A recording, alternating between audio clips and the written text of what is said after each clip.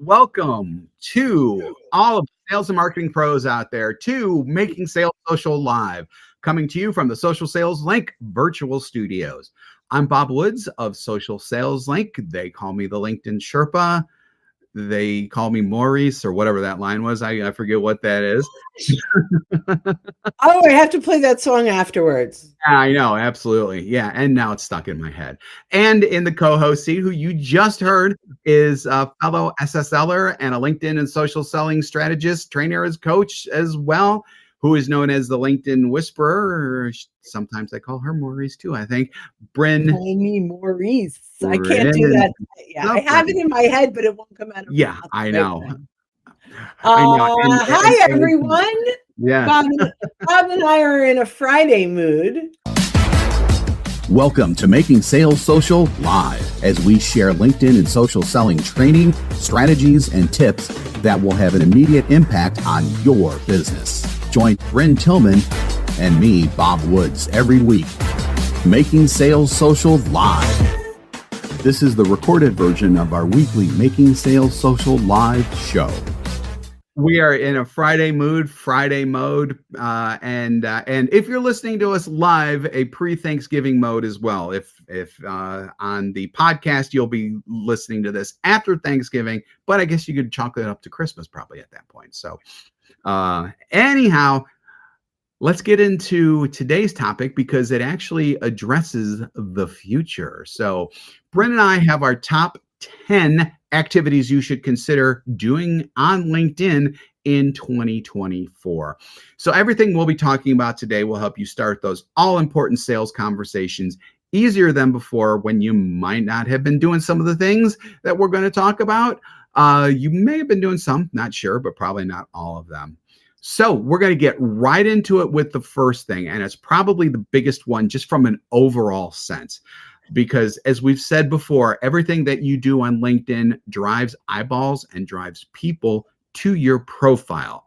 So, and now we're just going to talk, generally speaking, about profile refreshes and why we do it. And then we'll get into a couple of the specific elements. So, Bryn, what do you think about a profile refresh for 2024, just in an overall sense? Well, before we do that, I have one thing to share. As we go through these may be things that you do all the time, but the idea of today is for you to look at each of these and be positioned to make sure that you are entering into 2024 ready.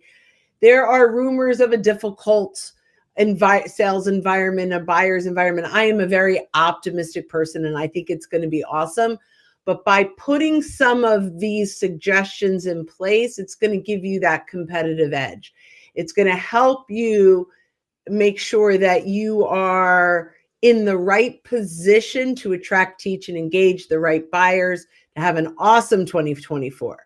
So I just want to start with that. Then I'm going to go into profile, which I'm very excited about. And your profile, this is your landing page. And Bob, you are the master at profile. So I'm so excited to hear your thoughts around this. But conceptually or strategically, the goal of the profile is to convert your visitor to a conversation. And I'm going to have Bob go through the elements that do that. But I want you to keep in mind, this is not about you making a sale. This is about you starting a conversation.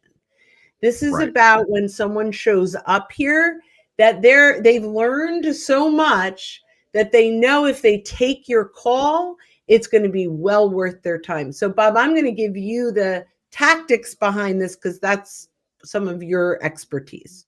Sure, absolutely. So of that, 10 that we're talking about, number one was just profile from a general sense. Now we're going to get into some of the nitty gritty. The first one is going to have to do with what we call the top of the fold. So that's your headline, your photo, and your banner. So first things first, really easy one to knock off, your photo should be how you look during the business day. So in other words, if you're wearing a suit in your photo, but you don't look like that during the day, you may want to, maybe just throttle back on that look just a little bit, but make sure that it's what you look like today and not a profile photo from like 5 or 10 years ago when you looked completely different. That's probably the most important thing there. And just make sure that it's zoomed in enough so that people can see what your face looks like, because keep in mind that whenever you see your photo on your profile, that is the largest that you're ever going to see at LinkedIn. It gets sized down to several different sizes beyond that. If your face is a tiny part of that rather than a significant part, no one's going to be able to see you when it appears elsewhere. The next thing is the banner. So your banner is a very important piece of real estate. Use it wisely. There are so many different things that you can do with banners that we can't really give it justice. The only thing that I could tell you is probably what not to do. A lot of times people just put in like a generic skyline, and unless you're an architect, that may not be the best thing to do. A beach type of thing, that may not be the best thing to do unless you have like a logo there or something like that. Bryn? Yeah, so I'm going to say you can use this banner in so many ways. This is your billboard. If you have an event coming up, if you're going to be at a conference, even if you have an online event, this is a great opportunity to leverage that banner like your billboard. So that's what I'm going to add. It's dynamic. It doesn't have to be the same week after week, and make sure it's branded. I believe that you should have, if there's no event coming up, that you've got a great tagline so that people know how you can help them and that it looks like your website and everything else. So you have that consistent branding. Okay. Yeah, absolutely. Absolutely. And if you want good examples of that, look at mine or Bryn's profiles, because we both have two very different banners, but yet they're both very effective in what they do. And then probably the most important part is your headline. So your headline has 4 functions: who you help, and you need to tell these: who you help, how you help them, the services that you provide, and the results that you bring. And you got to do that in 220 characters and spaces. So the old, account executive at Acme Widgets Company, that doesn't work. You need to tell people who you are and how you help them, and basically everything that I just listed. Otherwise, they don't have any reason to scroll down and to some of the other sections that we're going to be talking about. So, and again, if you want effective headlines, examples, obviously for our company, but check out Bryn and mine's, because both of ours follow that exact pattern. And it's not a template, it's a pattern, because I do headlines all the time for many different types of companies. It follows the same kind of formula and pattern, but they look different every single time because everyone out there is unique. So don't feel like that this is just a template. It's really not. Awesome. Anything else on profile before we go to number 2? Item 3 is going to talk about the featured section, and then item 4, we're going to quickly go over the about section and experience. So your featured section should be educational, should lead to either posts about education that you're providing or something preferably on your website. So in other words, don't necessarily post a Forbes article there, because that will take them away from you and will land them on Forbes, and God knows where they're going to go from there. If you have like a blog or something like that on your website that you can point people to, that's much better, because at least they're on a property of yours. So you're not going to lead them away. Think of your featured section as like the produce section of a supermarket. They always keep the freshest and best stuff there that people are interested in. Your featured section is the same thing, and people are interested in education. So make sure that you have the best, freshest educational things in your featured section. Yeah, we always say you've got to show up as a resource. This is one of the best areas to be that resource. So we're going to quickly go through about, and then we're going to go through everything else. So your about section, again, this is where you identify that, hey, I'm the person who can help you. And by you, you're talking about your audience. So you need to attract your audience initially by identifying them and saying the equivalent of the old phrase that I absolutely hate, but I cannot think of a better way to say it: I feel your pain. So you have to identify that you know what they are feeling and probably the reason why that they're at your profile. What you do then is you offer some education, offer some tips that they can take away and do on their own without them even having to contact you. Vendor agnostic tips. Yeah. And then from there, you can get a little bit into how you help.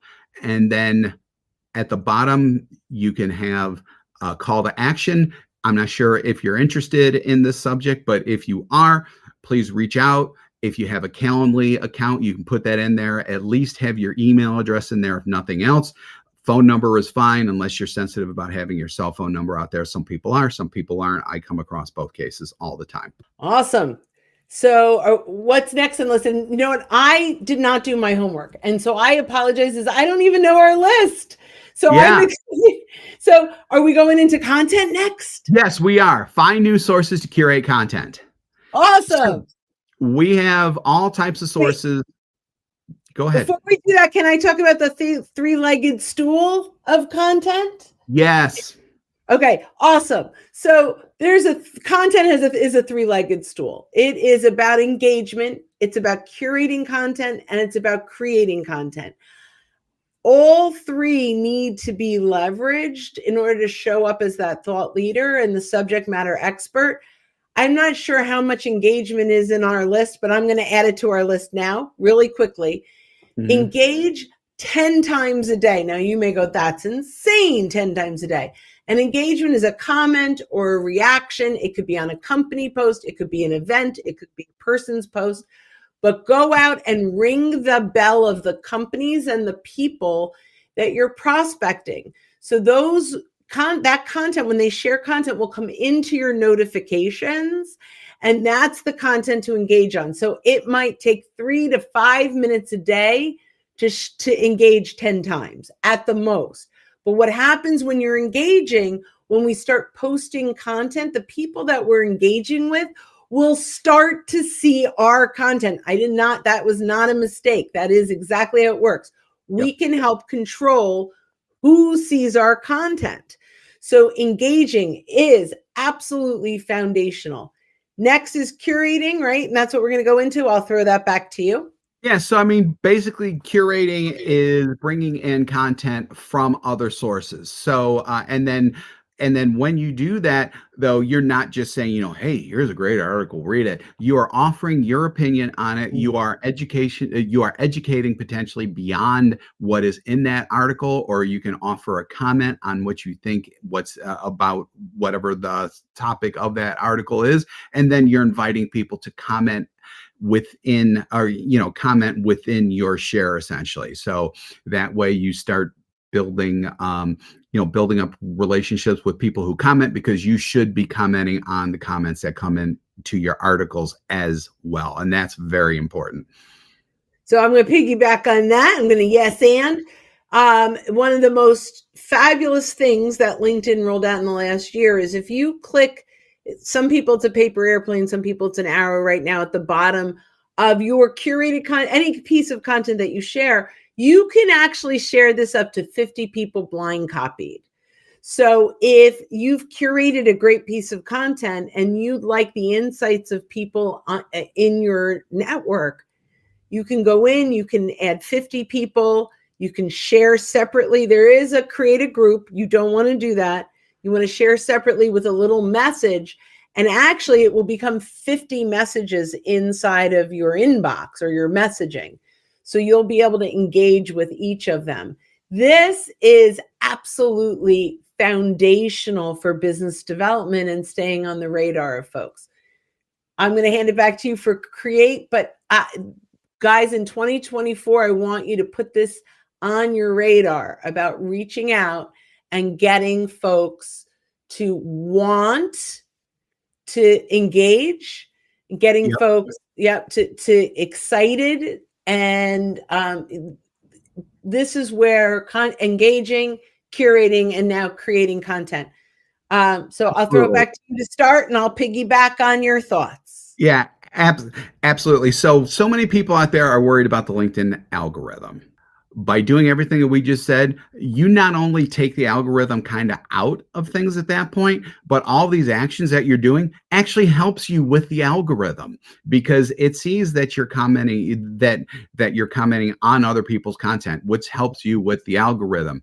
And several other things that Bryn just said help you with the algorithm. So you're not depending or dependent on the algorithm, but you are reaping the benefits from the algorithm. I think that's probably a really and I'm gonna rephrase that, reframe that, but that's exactly right. So I'm gonna try to sloganize that. So yes. Let's put a t-shirt. When you stop focusing on the algorithm and you start doing the activities, the algorithm will benefit you. Yes. So don't focus on the rules of we'll get there. Don't focus on the rules of the algorithm. Focus on the right engagement, and the algorithm will bless you. Yes. Yeah. Something like that. Something like that. We will have that down pretty quick. And you want to know what's really cool about this is that we've actually taken care of several points within this discussion, because one of the things we talked about, we're going to talk about it, is ring the bell of the people you want to see stuff from. Yeah. That is really, really important. Engage with your targeted audience. Absolutely. Engagement is really important. So let's talk really quick about the different forms of content that are available to you. You should really be putting out more than just content shares or just text posts. And we're not saying eliminate those, but get more into video, get more into documents, because the algorithm still, still kind of likes those things. Although, like we said, we're not really dependent on the algorithm anymore, but just having a different variety of things for your audience is definitely going to help you, especially with video, because with video, you are talking essentially one-on-one with each person in your audience at that point. They can see you, they can hear you, they know about your personality, they see that you're a likable, knowledgeable, thought leadership-based person. And that alone should bring you additional benefits and start sales conversations. I love it. Can I just add in a few? Like a poll is really easy. Polls are still good. A poll is original content. You could actually give someone a kudos for doing a great job, and that's going to post as original content. So, we have one client that gives a kudos a week. Like, I don't know, maybe it's Kudos Wednesday. I'm making that up. I don't know what day it is, but that they're out there giving a kudos. It's kind of fun, right? Like that, you're engaging with people, but original content is that post, right? That you created. That's really what it is, that you've created it. Canva, make Canva your best friend. Oh, hi, our friend Jeff Young is here. Hi, Jeff. He says variety is definitely the spice of life and of content. Obviously, we could not agree more with that. That's awesome. Yeah. And Bob, we work so hard with our clients to create content. And it's not even really hard. It's pretty easy, but don't tell them that. Right. But here, I'm just going to give a quick overview on this, right? Interview yourself. Go ahead, jump on a Zoom, talk about a subject that you're passionate about, that you're really great. Grab that transcript, take that transcript into ChatGPT and say, write a LinkedIn post using this transcript only, highlight 5 bullet points, share relevant hashtags, and keep it under maybe 1,000 characters. Because I think you can have up to 2,000. I can't remember exactly. But something like that. But just because you can do something doesn't mean you can do something. So definitely keep it shorter. Yeah. You can ask it, add emojis, add bullet points, don't add emojis, right? And it will take your words. There's nothing cheating about this, because you are saying use my transcript only, do not research. And now you have a post. Then you could say, now give me 10 quotes. And now you have quotes that you can put into Canva posts. You can actually say, create an ebook, 10-page ebook out of this, and it will. Like, it's insane how easy today it is to create posts. If you want our Chat GPT, this is off the cuff, Bob. I know I've gone wild. You can't control me. Yeah, it's just, one of those days. So poor Bob. That's okay. No, we're rolling along, doing great. All right, cool. So go to socialsaleslink.com/chatgpt, and you could get 101 of our, and they're not even, they're older ones, but we need to update that because, by the way, Bob is brilliant at ChatGPT prompts. So if you need help, come to be our guest at coachings, and he can help you prompt engineer. And I'll probably throw in my 2 cents because I can't help myself. Absolutely. We're all getting really good at that. Okay, so original content, just record yourself and use ChatGPT, and life is good. Okay, next. Take inventory of your connections. Yes. Should I start? Handle that. This is you, so you do it. Oh, you're awesome. All right. So you can export your connections, or even in the free LinkedIn, you can search your first degree connections by location, by industry, by title, all kinds of things. So we need to take inventory. Why? 10% on average, 10% of our existing network are people that we'd want to have a conversation with. They might be clients, prospects, referral partners, you name it. It could be any of those folks living in our network now that we're ignoring. And so for 2024, I'm going to bring it back to like the title. For 2024, I want to make sure that by the time January 2nd hits, that you have a complete list of the people you're already connected to that you'd like to have conversations with. And there are lots of ways to start conversations. One of them, and make sure, I'm going to add this, we're going to go back, ring their bells. Go into those folks before 2024, so we're ready, and ring the bells of the 10% of the people in your network that you want to engage. And come up with a little, like, what kind of content do I want them to vote on polls? What am I going to do to re-engage them and get a conversation going? Absolutely. 100%. So, so we're going to wrap things up with our last point, because it's a real simple one. We've thrown a lot of stuff at you. We know we've thrown a lot of stuff at you. No matter what you do, keep showing up. If there's nothing else that you do, keep showing up. Try to implement some more of these things as we go along. If you're like, oh my God, I have no idea how I'm going to do all this stuff, we have an ebook called The Day in the Life of a Social Seller, which walks you through step-by-step daily and weekly activities that you need to undertake to start sales conversations by using social selling. That is available at socialsaleslink.com/day, D-A-Y, socialsaleslink.com/day. That is up if you're live with us right now. If you are on the podcast, we will make sure that address is in the show notes. Download that. That will take you so far in terms of not only seeing how to do it, but to look at this and realize that this is not as difficult as it may seem like. And I think that that's really, really important to know. Even if you're not doing everything, if you're doing some of these things, you're already way ahead of the crowd. And you will start to stand out more. You may get some stuff immediately, don't know. But as you keep going, you will definitely see benefits from this. I mean, we're 6 weeks to 2024 right now as we're recording this. By the time you listen to it on podcast, we may be in 2024 or very close. Not quite, but close, right? Well, they could watch it next year. Who knows? Anyway. True. Good point.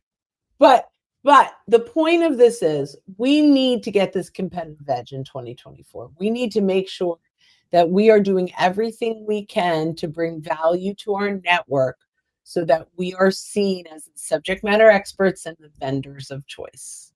That is a fantastic way to end this episode. So thanks again for joining us on Making Sales Social Live. If you're with us live on LinkedIn, YouTube, Twitter, Facebook, or X, the weird network that was formerly known as Twitter right now, we do this every week. So keep an eye out for our live sessions. If you're listening to us on our podcast, go ahead and hit that subscribe or follow button if you already haven't. If you want more info on our podcast, it's at socialsaleslink.com/podcast. We do 2 shows weekly, this one that you're listening to right now, and our Making Sales Social interview series, where we talk with leaders and experts in sales, marketing, business, and many more areas. And we've got some great people coming up too. I'm interviewing a couple people I'm really excited about. So when you are out and about, be sure to make your sales social. Thanks, everyone. Have a great day. Don't miss an episode. Visit socialsaleslink.com/podcast. Leave a review down below. Tell us what you think, what you learned, and what you want to hear from us next. Register for free resources at linkedinlibrary.com. You can also listen to us on Apple Podcasts, Spotify, Stitcher, and Google Play. Visit our website, socialsaleslink.com, for more information.